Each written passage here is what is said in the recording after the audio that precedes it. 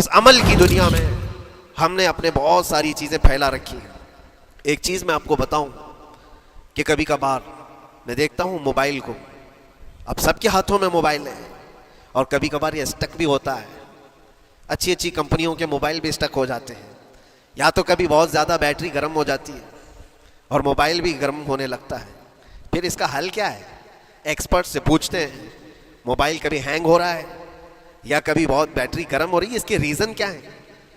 तो वो एक्सपर्ट यही बताते हैं कि इसके ऊपर ओवरलोड हो सकता है, बहुत ज़्यादा इसमें डाटा जमा हो चुका है और फिर बैकग्राउंड में एक्टिव है बहुत ज़्यादा, जिसकी वजह से बैटरी हार्मफुल है, बहुत ज़्यादा गर्म हो जाती है।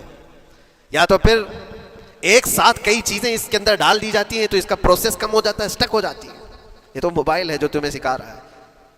यही चीज़ है दुनिया के, हमारे इस लाइफ में, हमारी ज़िंदगी में बहुत ज़्यादा चीज़ें अगर दिमाग में आ जाती हैं तो फिर दिमाग गर्म भी हो जाता है और स्टक भी होता है, हर चीज़ सोचने से भी आरी हो जाता है, सही तरीके के फैसले नहीं ले पाता।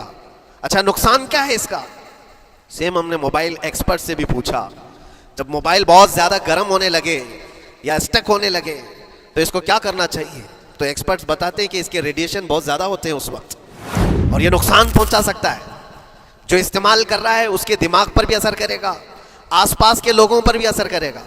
एक मोबाइल के ऊपर अगर ज़्यादा लोड आ जाए तो उसके रेडिएशन आसपास सबको ख़राब करते हैं। यही हाल इंसान की ज़िंदगी का है। तुम्हारे दिमाग के ऊपर अगर गम ज़्यादा बैठ गए और बहुत ज़्यादा दिमाग हावी हो गया तो खुद का तो नुकसान करोगी ही, आसपास जितने हैं सबका नुकसान करोगे।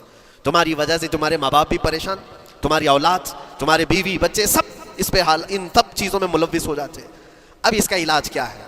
कहा गया मोबाइल को ऑफ कर दो, डाटा कम कर दो, इसके अंदर से कुछ चीज़ें डिलीट कर दो, फिर ये अपने नॉर्मल हालत में आ जाएगा। सेम आपके लिए भी है, दिमाग में दुनिया के बहुत सारे फितूर भरे हो तो थोड़ी चीज़ें डिलीट कर दो, थोड़े दिनों के लिए अपनी इस एक्टिव लाइफ को रोक दो और आ जाओ अल्लाह की बारगाह में और आंख बंद करके उसकी तरफ लौ लगाओ। इसलिए कि हमारी बैटरी जो चार्ज होगी वो खालिक कायनात से ही होगी, बनाने वाला ही बेहतर जानता है इसकी ज़िंदगी किस चीज़ से चलती है।